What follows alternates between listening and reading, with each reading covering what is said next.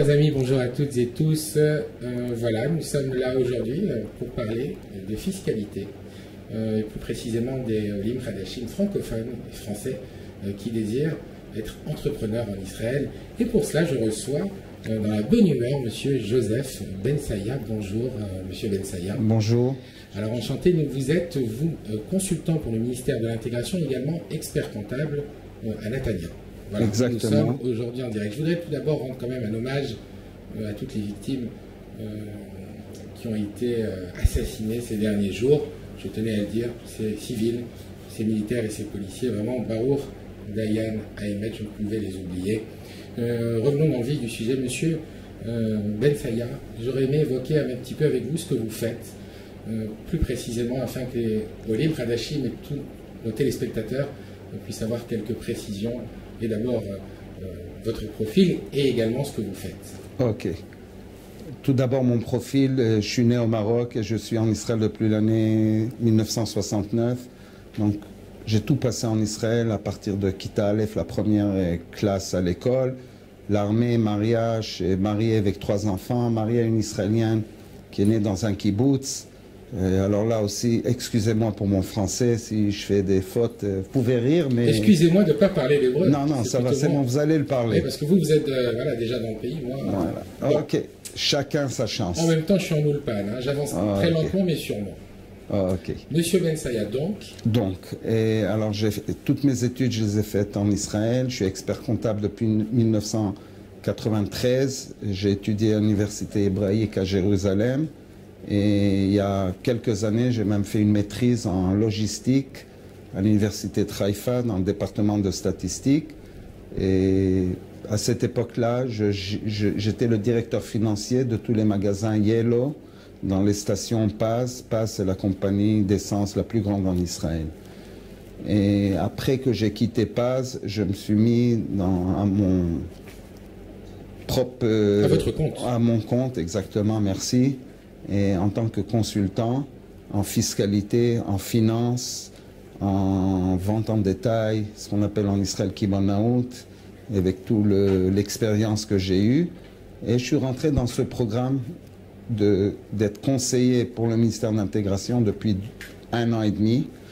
Et là, je vais parler de 2 programmes qui sont très importants pour les Olim et les futurs Olim, et surtout pour les futurs Olim qui puissent préparer comme il faut leur Aliyah. Oui, parce qu'effectivement, nous avons beaucoup de questions. Moi, je reçois aussi personnellement beaucoup de questions.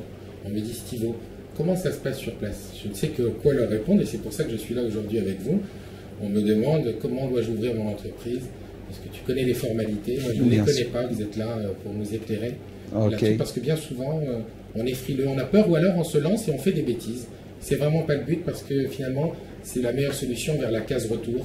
Et c'est pas le but. Lorsque l'on vient en Israël, c'est pour rester. Alors, il y a des forces vives en France, puisque quand même la communauté juive de France est une communauté dynamique, qui a su quand même entreprendre beaucoup de choses par le passé en France, et même actuellement. Et donc, ils aimeraient montrer également leur talent en Israël, leur savoir-faire. Et pour ça, vous allez les y aider, puisque vous allez bientôt faire une tournée. On va en reparler dans quelques minutes. Okay. Mais parlons déjà de ce programme. Okay. De ces 2 programmes. Ok. Tout d'abord, comme j'ai dit, pour faire une bonne aliyah, il faut bien la préparer à tout point de vue. Et surtout au point de vue d'emploi, d'entrepreneuriat, parce que c'est l'essentiel. On peut venir en Israël et se retrouver sans travail, sans emploi. Et c'est un pays que les aides, elles ne sont pas éternelles, elles ne sont pas comme en France. Okay? Les aides du gouvernement, même pour les Israéliens, ils sont beaucoup moins qu'en France. Donc, il faut bien préparer et pas venir avec des idées, on va faire ça, on va faire ça, on va faire ça. Je peux dire que toutes les démarches au niveau des autorités, ouvrir un dossier au fisc, TVA, etc., sont très faciles. Ce n'est pas trop compliqué. Même les charges ici en Israël, d'après ce que je vois, elles sont moins élevées qu'en France. Mais on doit payer les impôts, les vrais impôts. OK? Alors, je retourne en disant qu'il faut très bien préparer cette aliyah. Et pour ça, le ministère d'Intégration offre, comme un call center ou un site d'internet qui s'appelle tobeInIsrael.org.il. que par ce site, on peut être informé dans tous les sujets d'entrepreneuriat et fiscalité. Très important, il y a un formulaire à remplir, à poser les questions que vous voulez. On retourne vers vous par téléphone, par mail. C'est en anglais? Non, en toutes les langues, parce que ça considère tous les OLIM potentiels. Très bien. Et on peut même évoquer là-bas un business plan. À certaines conditions, on peut être même accompagné en Israël. Si on figure de faire un voyage d'études, on peut être accompagné. Bien souvent, l'accompagnement est nécessaire d'ailleurs. Bien sûr. OK, c'est pour mettre les choses à point, parce que faire des business ici, ailleurs, c'est presque partout pareil. Mais il y a certaines adaptations qui touchent plutôt la mentalité. Et c'est important de bien préparer la LIA. Et aussi, on peut poser des questions au niveau de la fiscalité, puisqu'il y a 10 ans d'exonération. Et là, je vais mettre le point là-dessus. Oui, parce qu'on me dit, souvent on est exonéré d'impôts quand on vient en Israël, lorsqu'on crée une société en Israël, et vous allez nous dire la vérité, puisqu'il faut leur dire la vérité, ce n'est pas vrai. Ce n'est pas vrai. Et l'exonération est sur tout ce qu'on comment dirais-je, sur tous nos revenus, tous nos gains qu'on bénéficie en France, qu'on a effectués en France.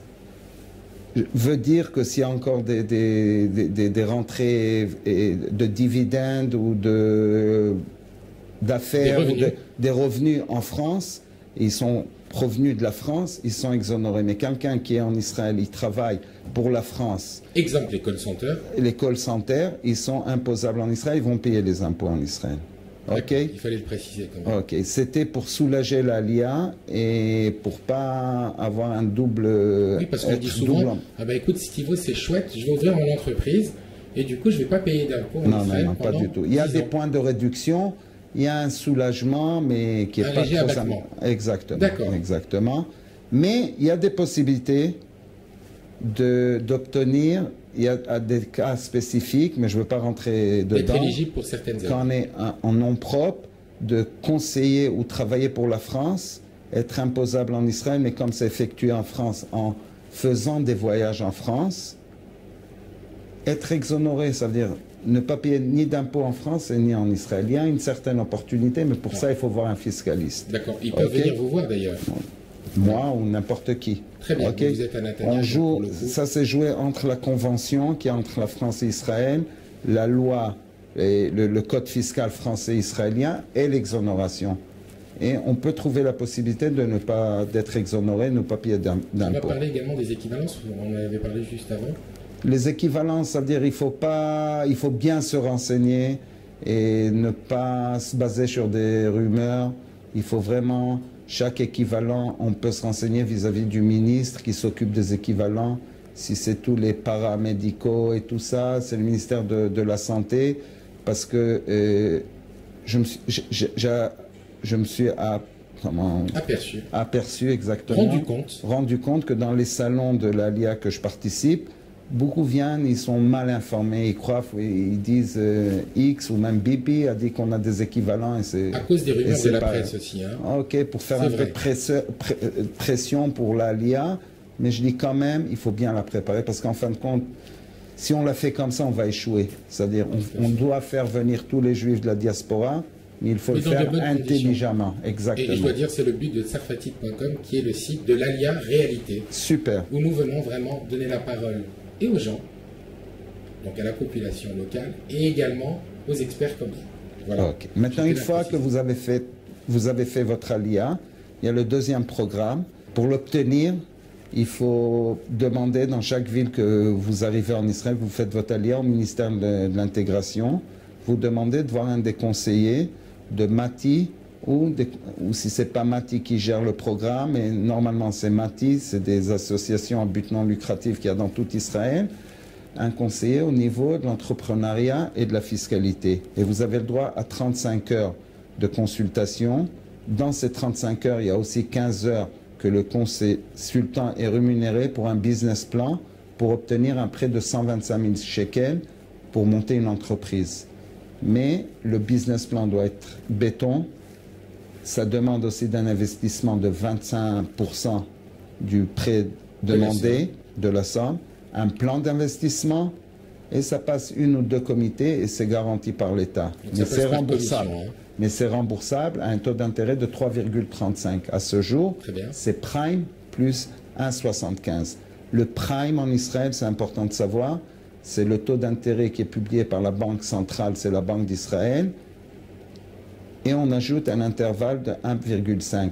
Le taux d'intérêt à ce jour en Israël de la Banque d'Israël est à 0,1, donc le prime est à 1,6, et le taux d'intérêt dans ces prêts est 3,35, puisque c'est 1,6 plus 1,75. Et c'est remboursable en 6 ans.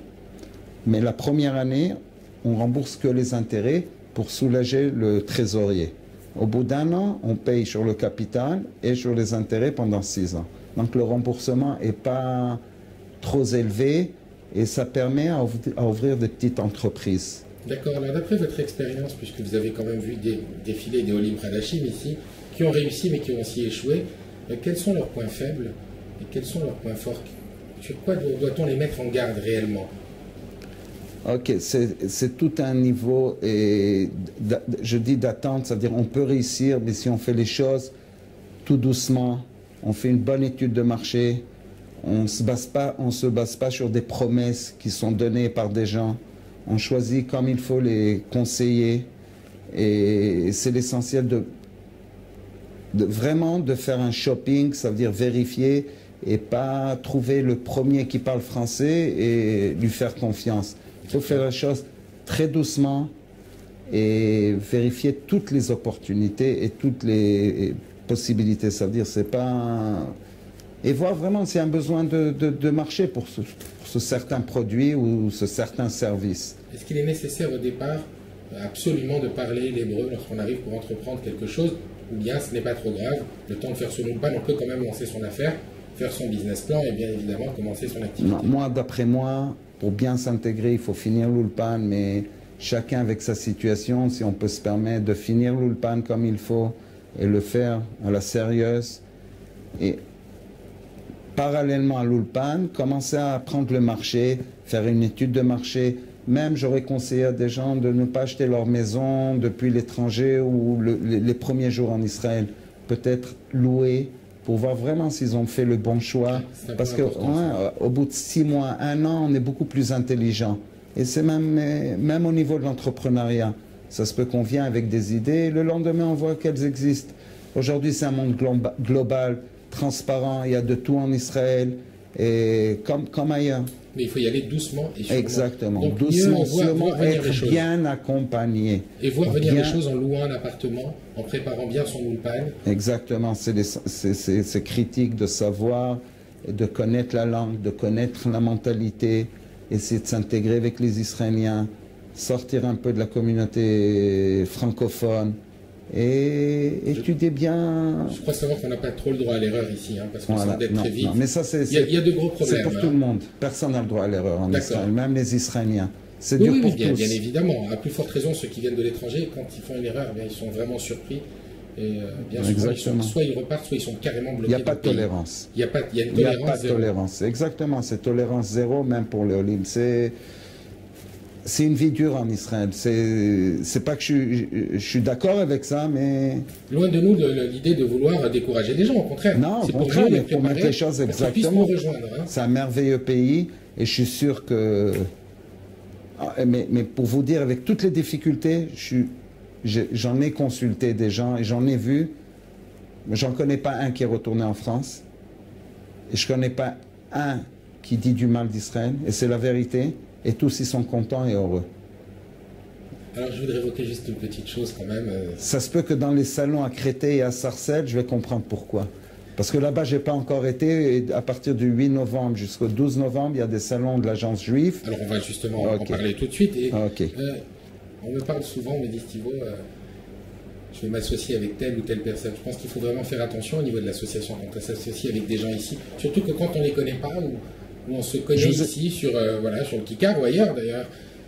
Bien souvent, ça parle, on s'associe très vite et bam, il y en a un qui vole l'autre, ou un qui se sauve.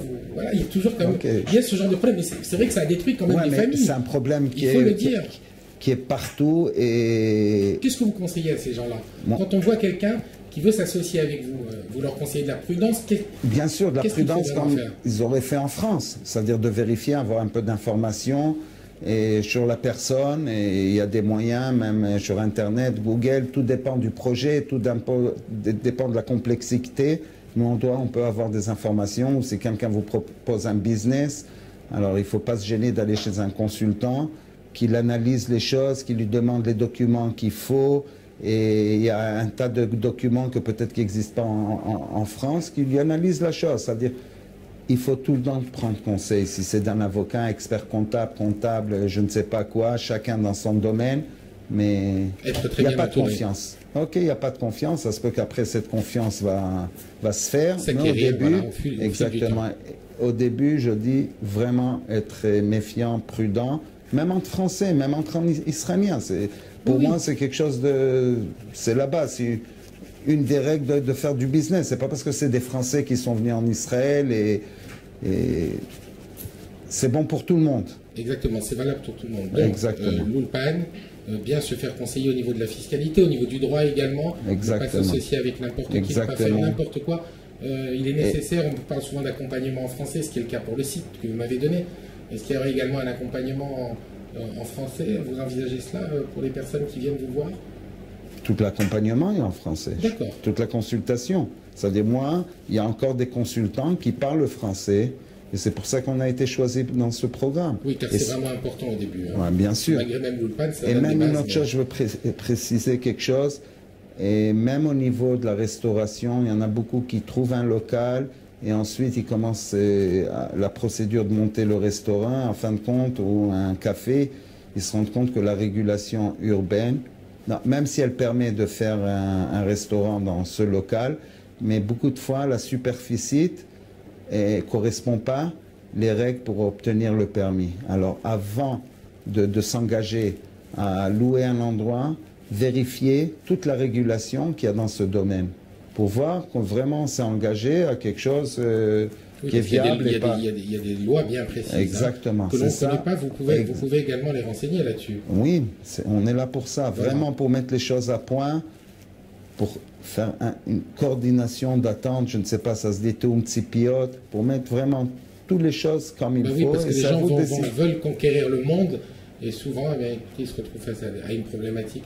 Donc autant qu'ils soient vraiment bien encadrés, même je dis même pour la rabbanoute, hein, quand on ouvre un restaurant, ça ne se passe pas exactement comme ça se passe en France. Non, mais pour vous dire, il y a se renseigner à tous les niveaux. Si vous avez touché la rabbanoute, je ne veux pas rentrer dans ce qui se passe là-bas, mais je dis, il y a beaucoup de restaurants qui ont la Toudat Ercher, mais ils n'ont pas le permis de la municipalité. Ah. Ça veut dire ils n'ont pas été vérifiés par le ministère de la Santé, ni par les pompiers, ni par la police, ils vendent de l'alcool, mais la rabbanoute, ils l'ont. Ok, vous mangez du kasher, mais ça se peut que vous allez être empoisonné. C'est de l'anarchie, j'exagère. J'exagère un peu, mais c'était pour mettre les choses à point. Mais la vérité est que 80%, ils opèrent sans ce permis de la municipalité. Mais celui-là qui se fait attraper ou on le poursuit, c'est pénal. Ok ? Ça risque des amendes, la prison. Et comme il y a zéro tolérance, comme vous nous l'avez dit. Non, dans ça, il y a un peu plus de tolérance parce que les juges en Israël, ils sont tolérants. Assez tolérants. D'accord. Alors, on va parler de ces dates. Vous allez effectuer votre grande tournée. Ok. Non, la première tournée. Votre première tournée en France. Voilà, c'est maintenant après les fêtes, les vacances. On recommence l'agence juive à faire des salons d'Aliyah à travers la France. Les premiers salons, ils seront au sud le 25 octobre, on est à Marseille, le 26 à Nice, le 27 à Toulon et le 28 à Montpellier. De toutes les manières, tout est inscrit sur le site de l'agence juive. Très important d'y arriver. Et il y a des stands de la sécurité sociale, de l'entrepreneuriat et de l'éducation. Vraiment, ça touche tout. Vraiment. Tout pour l'intégration. Tout pour l'intégration et tout pour bien faire la LIA. Ensuite, à partir du 8 novembre, 9 novembre, 10 novembre, on est dans la région parisienne. Et le 10 et le 11, on est à Lyon, Genève, et un peu par là. Aussi, tout est inscrit sur le site de l'agence juive. De l'agence juive. Hein. Exactement. Très important de participer à ces salons. Très bien. Alors, écoutez, moi je trouve quand même, je voudrais juste la glisser parce qu'on me le dit aussi souvent, quand on se rend dans les salons d'El-Alia, on me dit, bah, écoutez, c'est pour les riches, ça ne nous concerne pas trop. On se sent un petit peu délaissé, il n'y a pas trop le sourire, et puis on dit que c'est réservé à une élite, pour ceux qui ont des équivalences, pour ceux qui ont vraiment beaucoup d'argent. Est-ce que c'est vrai, ou alors est-ce que tout le monde peut se rendre à ces salons de l'Alia en trouvant satisfaction quand même? Parce qu'il y a des gens qui sont assez modestes au niveau des revenus, qui étaient en train de ramer en France, hein, disons les choses clairement, et qui ont envie de faire leur Alia. Est-ce que tout le monde est concerné? Ok. D'abord, ces salons, ils sont plutôt pour les gens modestes.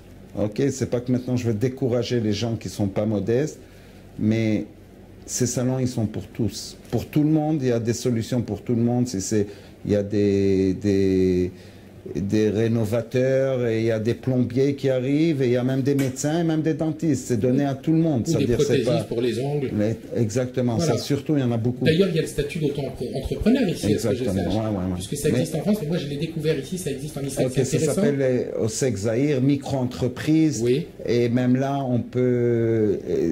Là, j'ouvre énormément, j'aide à ouvrir énormément de dossiers de micro-entreprises. Moi, j'appelle ça une micro-entreprise. C'est au Oseg Zahir, jusqu'à un revenu annuel de 80 000 shekels, et ça se peut qu'en 2016, ça va être 100 000 shekels. On peut être micro-entreprise. Ça ne convient pas à toutes les professions. Il y a des professions qui ne peuvent pas être micro-entreprises, mais cela que ça concerne, très facile à gérer. Il n'y a pas de comptabilité à gérer, presque pas, à part facturer et garder les factures. C'est sûr qu'on doit faire une déposition fiscale à la fin de l'année, mais c'est très facile à gérer. Est-ce que vous conseillez cette option au départ pour ne pas trop se mouiller? Exactement, quand on est modeste? Exactement, ouais. Ça dépend à qui, par exemple, pour les manicures, pédicures, coiffeurs, toutes ces professions, très conseillées. Et là, on s'adapte petit à petit, et là, on peut évoluer, ouvrir un salon. Et... Donc, M. Bensaya, ils pourront venir vous voir, même comme ça, bien sûr, vous parler on est là pour là. Hein, on est là pour là, et pour leur faire un business plan pour... Bah écoutez, c'est formidable.